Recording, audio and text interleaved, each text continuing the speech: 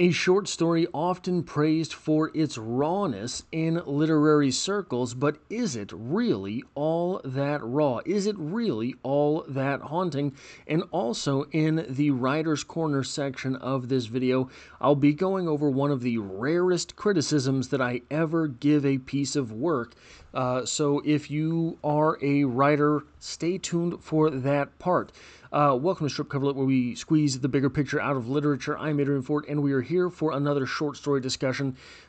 This video will be included, in the short story discussion playlist here on the channel, but it will also have three sections. Number one being a So What Happened recap of the short story. Number two being a literary criticism section for the story. And number three is the Writer's Corner, where we talk about some of the things that we can take from this short story as writers ourselves. So, what happened? The professor is visiting Morocco, and he's going about his old stomping grounds, owned by Hassan Rahmani. Or at least it was.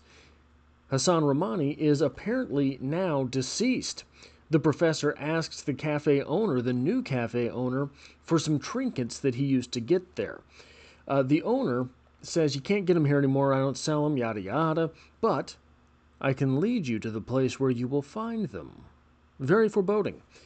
The owner leads him out after close to find the trinkets, some strange,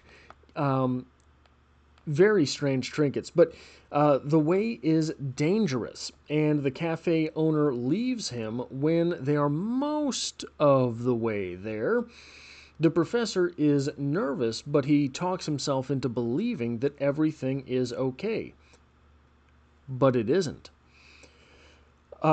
He is attacked, and when he regains consciousness, his tongue is cut out, and he's possibly castrated, though when I was looking into the short story, I couldn't find anyone who mentions that, but there is a bit about it took some convincing for the women to understand that he was not dangerous, and I think that is an illusion, because that's something that often happened to human slaves.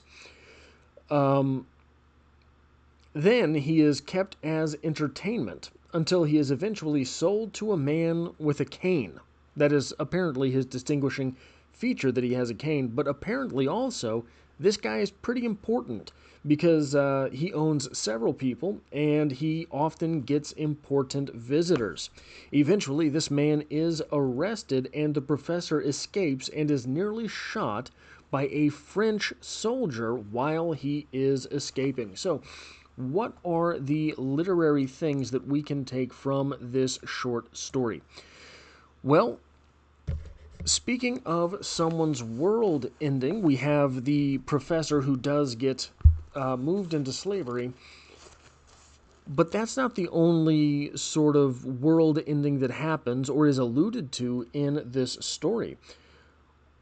First off, the professor has gone to find his old stomping grounds, and he does not know what happened to the old owner. Well, we can kind of intuit what happened to the old owner. There are new people in charge. And while the new owner, is leading the professor to this place where he will find his strange trinkets, he says, "I wish everyone knew me." To which the shop owner says, "No one knows you," said his companion gruffly. So we have a world, this place that is being visited by the professor, that is, a distant episode by Paul Bowles. Did I never say that part? I don't think I ever did. But you saw the thumbnail and the title. You were here for that. The world that our professor character is visiting is not the world that he left. There are new people in charge of new things, and there is a meta commentary to be had there because he is then sold to a place which is under French control, sort of a colonial control. So there are a couple different layered observations happening here, and we'll get to the second one in point 3 there. But this colonialism that is happening, where our professor ends up finding himself. These are different people in charge of a new place, just like the old stomping grounds here have different people in charge of a new place. When someone new comes in, you have no idea what the environment is going to be, but very rarely when someone comes in with force does that actually play into the favor of the people who were there, right? So if someone new is coming in, it's not to just run things the way that they had been run. This is one of the things that you often hear about the Romans, that the Romans would come in, take over, and then kind of let people run things like they did, but they couldn't cause problems. Because if you cause problems, daddy's coming home and he's going to have the belt, right? So, interesting layered commentary happening there. Our professor is visiting a place that was taken over by someone new and then gets sold into a place that is taken over by someone new. Basically saying it's turtles all the way down, and the turtles are very, very mean. The number 2 thing to talk about here, this is a very strange story for me because it strikes me as unrealistic in a couple places. One of those places is that this man is taken and he's sold into slavery. He is beaten into slavery first and then sold into slavery. But then he is basically just forced to dance, right? Is that a realistic way for this short story to end up? Are people taken into slavery to dance? Or are people taken into slavery to be worked to the bone? So from the standpoint of this man's owners, he still has to be fed. He still has to be taken care of. He still has to be housed, right? So that would be a very expensive trinket, the way that the professor was out looking for trinkets and wanted to know where he can buy these strange things that he used to buy. It strikes me as unrealistic in that way because it seems that the people holding him would need something in return, right? He's just there for entertainment. I don't know that has ever really been the way that things have worked. Maybe there is some. I'm far from an expert on this type of thing, but that is a so when I say literary criticism, normally I'm talking about commentary on the literature. This is a criticism I have of this short story on a very real basis, that it seems unrealistic in that way. So the number 3 thing here is interesting to me because these are things that I did not know before. The people, the Regibot, these individuals, these peoples, are Berberi people. Now, I was under the assumption that these would be the same people who were the Barbary pirates. But it turns out that the Regibot people are Berberis, and the Barbary pirates were Berberis, but the Regibot people were not Barbary people. So what were the Barbary pirates? Who were the Barbaries? This is from Wikipedia here. The Barbary corsairs, Barbary pirates, Ottoman corsairs, or naval mujahideen in Muslim sources were mainly Muslim corsairs and privateers who operated from the North African coast, known in Europe as the Barbary Coast, in reference to the Berbers. Slaves in Barbary could be of many ethnicities and of many different religions, such as Christian, Jewish, Muslim. Their predation extended throughout the Mediterranean, south along West Africa's Atlantic seaboard, and into the North Atlantic as far north as Iceland, but they primarily operated in the western Mediterranean. In addition to seizing merchant ships, they engaged in razzias, raids on European coastal towns and villages, mainly in Italy, France, Spain, and Portugal, but also in Britain and Ireland and Iceland, commemorated as the Turkish abductions.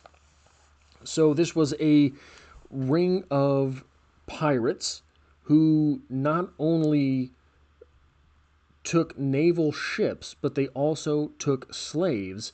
And this was going on around the same time as like American slavery, things like that. But it was just a different part of the world taking different people as slaves. So there is some commentary here on that as well, that this slavery was very widespread. They say there's more slaves in the world today than there ever have been. So it is something to keep in the back of your mind that no, this is not an ancient thing. This is not something that just happened to any group of people. It happened to everyone, right? And this short story does sort of shed some light on that, but not as extensively as this barbarity was. And very interesting, this short story was published in 1947, and I don't know how widespread this type of thing was still in 1947. It still happens today, so you have to imagine that it was happening quite a bit. This seems to have been, in literary circles, a short story that really opened eyes to this sort of thing. Now, the main irony here. So, the professor is taken from his civilized life and put into slavery. In the course of this happening, his tongue is cut out. Now, this is ironic in the literary sense because his work, the professor's work, was as a linguist. So he could not linguist his way out of this. So what is represented by this? The way you make your living is your tie to civilization as a way to get him out of civilization. One of the things that is done is his tongue is cut out. This removes, so pretend that he did at the end of this short story run away and join back into civilization. Well, he can't use his civilization anymore because his tongue has been removed. He is not any longer a linguist. Now, obviously, written word, typed word, all that stuff, but this is a metaphor for the fact that his humanity, his civilization, his domestic ways were removed from him as he was sold into slavery. So if you're writing a paper on this short story, probably that's where you want to go. The last observation I have from a literary criticism section is this. I was an English lit major. This man is a professor, okay? A linguist. So he would have been around the same type of thing, a professor of around the same type of things that I was studying in college. If I talked earlier about this short story being perhaps a little bit unrealistic, maybe this was my main hang-up. I had a lot of language professors. I don't think anyone would keep any of them for their dancing skills. Anyway, on to the writer's corner. Now, there is a lot made of this short story and how eye-opening that it was. The main paragraph that we have along those lines is this. They continued very quietly. The walls came to an end and the bright desert lay ahead. Nearby was a ruined marabout, with its tiny dome only half standing, and the front wall entirely destroyed. Behind it were clumps of stunted, useless palms. A dog came running crazily toward them on 3 legs. Not until it got quite close did the professor hear its steady, low growl. The Kayaji let fly a large stone at it, striking it square in the muzzle. There was a strange snapping of jaws as the dog ran sideways in another direction, falling blindly against rocks and scrambling haphazardly about like an injured insect. We are not in Kansas anymore. Your little dog is not the little dog that you had known. The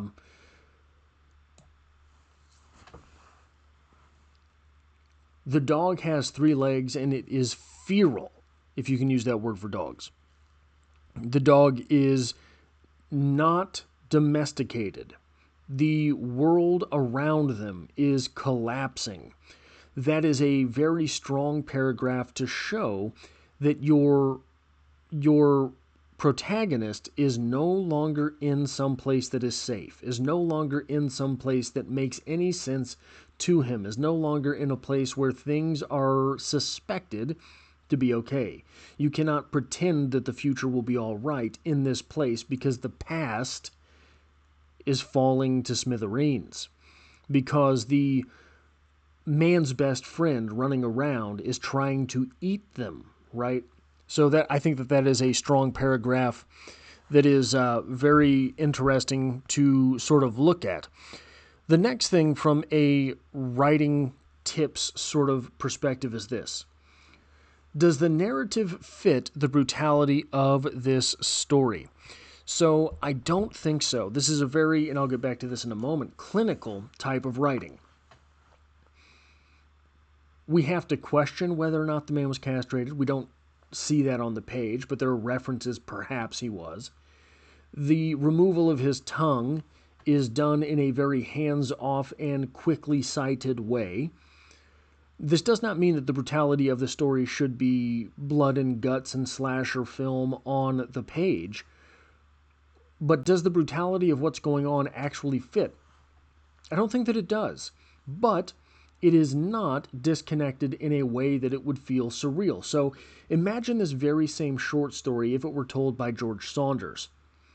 Then the narrative would be so disconnected from the brutality that we would be able, ironically, to get closer to the brutality.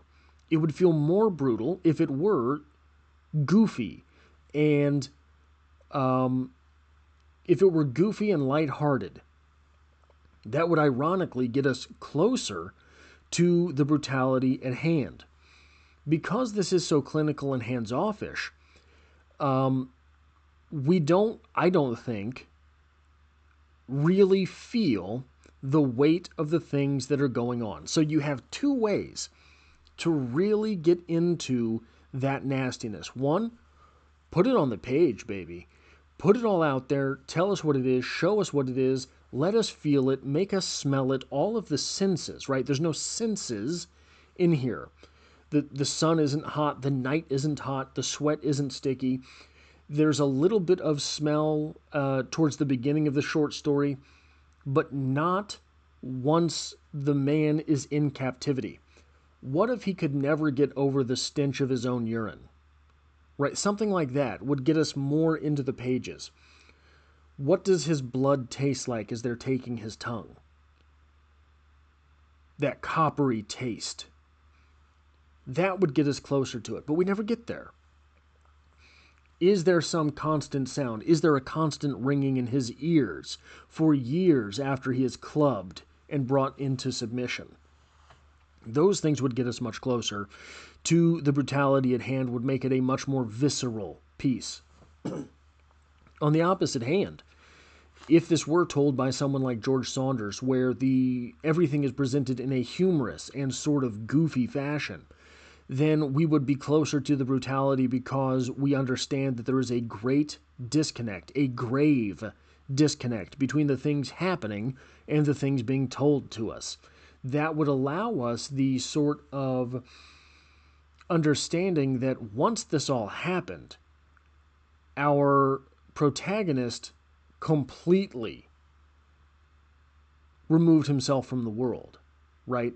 Instead, we're just kind of in this muddy middle ground that never gets us very close to the text or very close to the happenings. The next thing, in correlation with that perhaps, the short story was published in 1947. there were some pretty extreme things being written in 1947.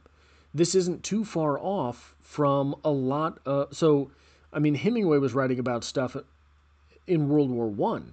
You have the trench poets in World War One that were putting some really, really sort of brutal and nasty and mean things on the page because they were the truth. So he could have done that, but the clinical hands-off style to it makes this feel as if it's older, actually. Makes it feel almost like it's Victorian, because the things are never directly mentioned. Now, this is the criticism that I rarely talk about on this channel, but I've talked to a lot of people about their work, a lot of writer circles, things like that. I've done a lot of these sections on this channel. I don't think that this is the right way to tell this story. I don't think that this is a short story. I don't think that this is a poem. I think this is a novel. I think that this story has to be told in a novel because we don't really get the full weight of things going on. Did I skip something? Oh, yeah, I did skip something. I'll get to that in a moment. This isn't the right way to tell this story because we don't get the full weight of it. This isn't a 12-page short story. The version I have is about 12 pages long. You can't do this short story in 12 pages, especially if you write it in as clinical a fashion as this is written. This, I think, has to be a novel. We don't really struggle with the protagonist here. The protagonist never gets a moment to reflect on the life that he has left. Doesn't really get a moment to reflect on the life that we never see him broken and accept where he is. We never get a fleeting moment of hope. All of those things would tear us apart if we were able to get them.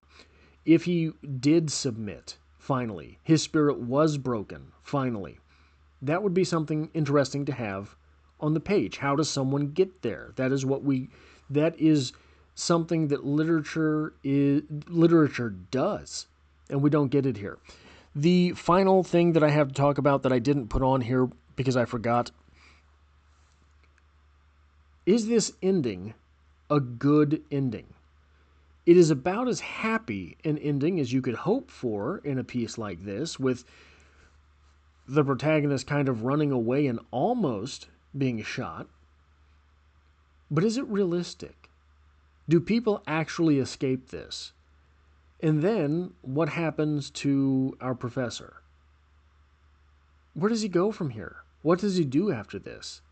There's no world after this, right? So we don't get any of that. We are left to sort of ideate it, I guess, but I don't think that this short story really compels me to get to that analysis. So that is what I have for A Distant Episode by Paul Bowles. If you like or appreciate this sort of thing, hitting a like button really does help me out, as it tells YouTube to share this video with other literature lovers. If you find yourself here by chance but not deciding literature is the only thing I talk about on this channel, dropping multiple videos every single week. There's poetry every Monday, and as always, I hope to have you back for the next one.